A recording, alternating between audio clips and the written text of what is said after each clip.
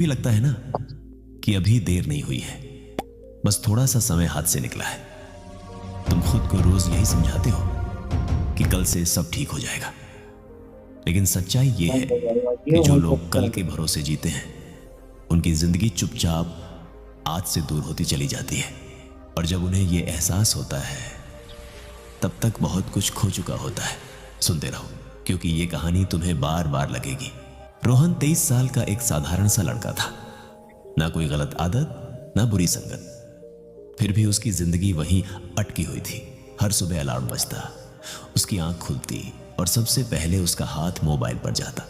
वो खुद से कहता, बस 5 मिनट और। लेकिन वो 5 मिनट कब 30 बन जाते थे उसे खुद भी पता नहीं चलता था।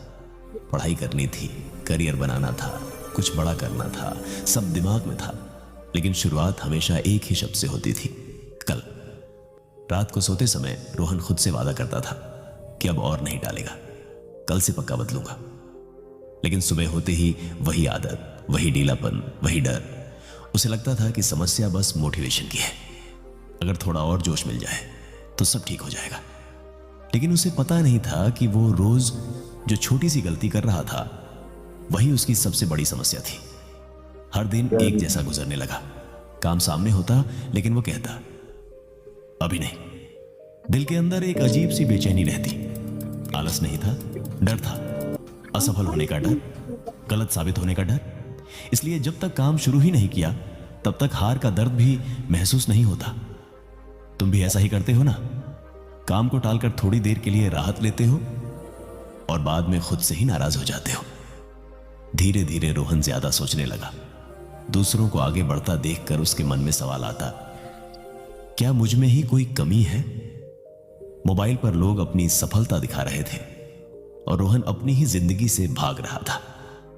उसे लगता था कि अभी बहुत समय है, लेकिन उस दिन एक छोटा सा पल सब कुछ बदलने वाला था। एक शाम बस स्टॉप पर खड़े खड़े उसकी मुलाकात अपने पुराने शिक्षक से हो गई। कोई खास बातचीत नहीं थी, बस हालचाल। फिर अचानक सर ने एक सवाल पूछा। कोई उपदेश नहीं, कोई भाषण नहीं, बस एक सवाल, रोहन, अगर समय सच में बहुत होता तो क्या तू आज भी वहीं खड़ा होता जहां पिछले साल था? रोहन चुप रह गया। सर ने बस एक लाइन और कही, धीरे से, समय सबको मिलता है लेकिन हर कोई समय के लायक नहीं बन पाता। और वो वहां से चले गए। उस रात रोहन सो नहीं पाया।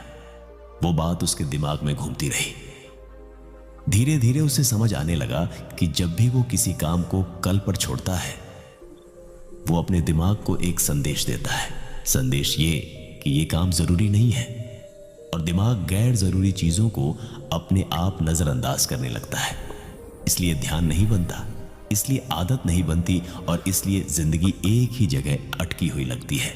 गलती ये नहीं थी कि रोहन आलसी था, गलती ये थी कि वो समय की कीमत नहीं समझ रहा था। रोहन ने कोई बड़ा फैसला नहीं लिया, कोई भारी रूटीन नहीं बनाया। उसने बस 3 छोटी चीजें शुरू की। पहली, सुबह उठते ही मोबाइल नहीं, सिर्फ 30 मिनट एक ही काम के लिए। पहला दिन मुश्किल लगा, मन बार बार बोला रहने दे। तीसरे दिन बहाने आने लगे, आज छोड़ देता हूं, लेकिन उसने छोड़ा नहीं। 7वें दिन सोच थोड़ी साफ होने लगी, दिमाग हल्का लगने लगा। 21वें दिन उसे पहली बार महसूस हुआ कि अब वो समय पर काबू कर रहा है और समय उस पर नहीं। जिंदगी जादू की तरह नहीं बदली, लेकिन वो खुद से भागना बंद कर चुका था। आज रोहन परफेक्ट नहीं है, लेकिन वो कल के सहारे जीना भी छोड़ चुका है। और यही फर्क होता है उन लोगों में जो आगे बढ़ते हैं और उन लोगों में जो बस सोचते रहते हैं। समय सबके पास बराबर होता है, फर्क सिर्फ इतना होता है कि कौन उसकी कीमत समझता है और कौन उसे सस्ता समझकर गंवा देता है। अब जाने से पहले एक छोटा सा काम करो। आज से सिर्फ 30 मिनट बिना मोबाइल अपने लक्ष्य के लिए दो। कमेंट में लिखो, मैं आज का समय बर्बाद नहीं करूंगा। ये कमेंट मेरे लिए नहीं है, ये तुम्हारे दिमाग के लिए है, ताकि तुम्हारा दिमाग याद रखे कि आज तुमने सही फैसला लिया है। अगर ये कहानी तुम्हें अपनी लगी हो तो वीडियो को लाइक करो और चैनल को सब्सक्राइब करो।